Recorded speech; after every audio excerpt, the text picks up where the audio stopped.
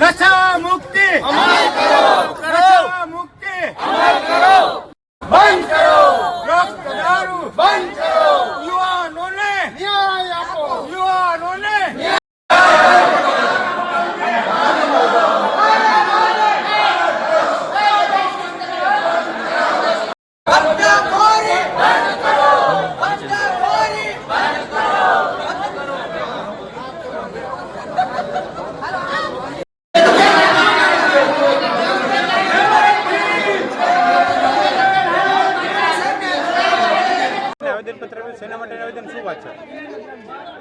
જન આક્રોશ સભામાં શિવનગરની જનતા જિજ્ઞેશભાઈને જ્યારે રજૂઆત કરવા આવ્યા હતા ત્યારે જિજ્ઞેશભાઈ જે શિવનગરના એસપીને મળ્યા અને એમને જે ઉગ્ર રજૂઆત કરી એ રજૂઆતના અનુસંધાનમાં રાજ્યના ગૃહમંત્રી હર્ષભાઈ સંઘવી સંસ્કારની વાતો કરે ત્યારે અમે હર્ષભાઈ સંઘવીને કહેવા માગીએ છીએ કે હર્ષભાઈ છેલ્લા 5 વર્ષની અંદર ગુજરાતના દરેક દરિયા કિનારા ઉપર અબજો નહીં પણ ખરપોના ડ્રગ્સ ગુજરાતમાં ગરી રહ્યું છે ત્યારે તમે તમારી સંસ્કારની વાતો કરો છો ત્યારે આ ગુજરાતના યુવાધનોને બચાવવા માટે તમે શું કરી રહ્યા હો?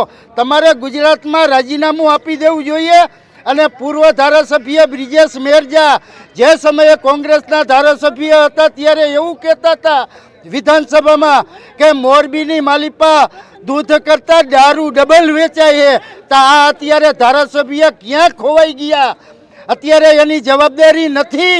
આ પ્રજા અત્યારે મોરબીમાં દરેક ખૂણે દરેક ચોરાયા ઉપર દેશી દારૂ ડ્રગ્સ ચરસ ગાંજો આ બધુંય મળી રહ્યું છે છતાંય આ પોલીસ તંત્ર પોતાની હપ્તાખોરી કરવા માટે થઈ અને આ દૂષણો અત્યારે મોરબી શહેરના યુવાનો બરબાદ થઈ રહ્યા છે ત્યારે અમે જિજ્ઞેશભાઈના સમર્થનમાં આવેદનપત્ર આપ્યું અને આવનારા દિવસોમાં અમારા પ્રદેશ પ્રમુખ શ્રી અમિતભાઈ ચાવડા જે માર્ગદર્શન આપશે એ માર્ગદર્શન અનુસંધાન અમે કાર્યક્રમો આપશું.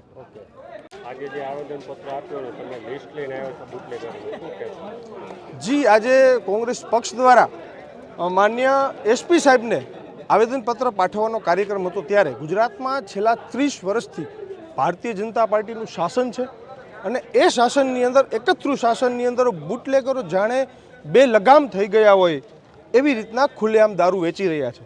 ત્યારે મોરબીના સ્થાનિકો દ્વારા અમને વોટ્સએપ પર જે માહિતી આપવામાં આવી છે કે આ ફલાણી જગ્યા ઉપર ફલાણા બુટલેગર દારૂ વેચી રહ્યા છે એવું મોરબી જિલ્લાની અંદર 300થી વધુ દારૂના અડ્ડાઓ ચાલી રહ્યા છે. એમાંના 70 દારૂના અડ્ડાઓનું લિસ્ટ આજે અમે મોરબી એસપી સાહેબને આપેલું છે. ભૂતકાળની અંદર માન્ય ગૃહમંત્રી શ્રી હર્ષભાઈ સંઘવી સાહેબ દ્વારા પણ જે પોલીસને કડક સૂચના આપવામાં આવી હતી કે 24 કલાકની અંદર તાત્કાલિક તમામ બુટલેગરોને લિસ્ટેડ કરો અને એના ઉપર પગલાં ભરો. આજ દિન સુધી એના ઉપર એક પણ પગલાં ભરવામાં આવ્યા નથી.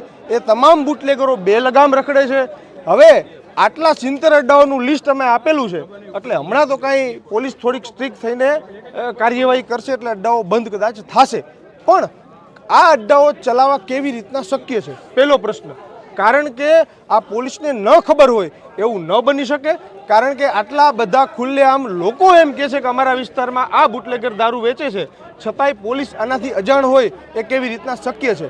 આ તમામ લોકોને ભ્રષ્ટાચારી જે લોકો છે ભ્રષ્ટાચારી લોકોની મિલીભગતથી આ તમામ દારૂના અડ્ડાઓ ચાલી રહ્યા હોય ત્યારે આ અડ્ડાઓની અંદર આગામી દિવસોમાં 30 દિવસ પછી અમે અમારી ટીમ સાથે અમે તપાસ કરશું અને લોકો અમને જો સહકાર આપશે તો કોંગ્રેસની ટીમ તેની સાથે રહીને જનતા રેડ કરીને તમામ લોકોને પકડવાનું કામ કરશે.